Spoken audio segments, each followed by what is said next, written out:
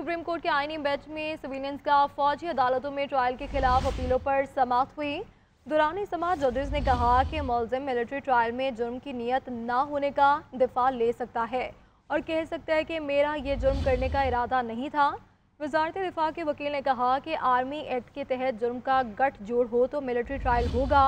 Military court में trial army act के तहत जुर्म का होता है।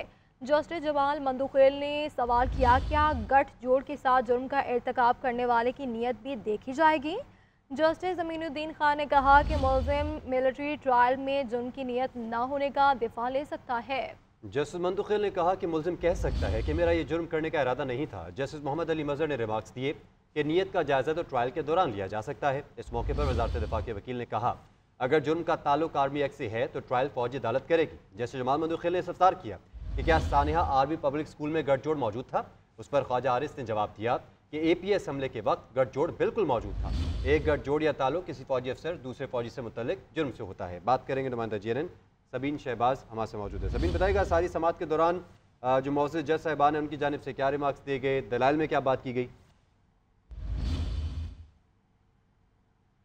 देखिए, तंसीर फौजी अदालतों में सिविलियंस के ट्रायल के खिलाफ इंटरकोर्ट अपील पर आज भी समाअत हुई है। ये रवा साल की 7वीं समाअत थी और आज भी वजारत दिफा के वकील ख्वाजा हारिस की जानिब से ही दलाइल जो है वो दिए गए हैं। ख्वाजा हारिस ने समाअत के आगाज़ पर 21वां तरमीम के हवाला जो है वो सुप्रीम कोर्ट में दिया। उनकी जानिब से कहा गया कि अदालती फैसलों में जो मिलिट्री कोर्ट्स हैं वो तस्लीम शुदा हैं, जिस पर जस्टिस जमाल खान मंदुखेल ने यह कहा कि गठजोड़ के साथ जो है वो जुर्म का इर्तिकाब करने वालों की नीयत जो है वो भी देखी जाएगी। जस्टिस जमाल खान मंदुखेल ने कहा कि मुलजिम ये कह सकता है कि मेरा ये जुर्म करने का इरादा जो है वो नहीं था। ये बात उन्होंने इसलिए कही कि ख्वाजा हारिस जो है वो जो रेफरेंस पढ़ रहे थे उस रेफरेंस में बार बार नेक्सस का जिक्र आ रहा था, तो उस पर जस्टिस जमाल मंदुखेल की जानिब से कहा गया कि उस जुर्म की नौयत और जुर्म जो मुजरिम है वो ये कह सकता है कि जुर्म करते हुए उसकी जुर्म करने का जो इरादा है वो नहीं था। आज की समाअत के दौरान जो है वो जस्टिस जमाल मंदुखेल ने आर्मी पब्लिक स्कूल पर जो हमला हुआ था उसका हवाला दिया। उनकी जानिब से कहा गया कि पेशावर में आर्मी स्कूल पर हमला हुआ था और कैंट एरिया में एक स्कूल पर हमला हुआ था और उसमें हमले में जो मुलविस अफराद थे क्या उनका मिलिट्री ट्रायल हुआ था, जिस पर ख्वाजा हारिस ने कहा कि फैसले के मुताबिक जो है वो पाकिस्तान में दहशतगर्दी की और जंगी सूरत हाल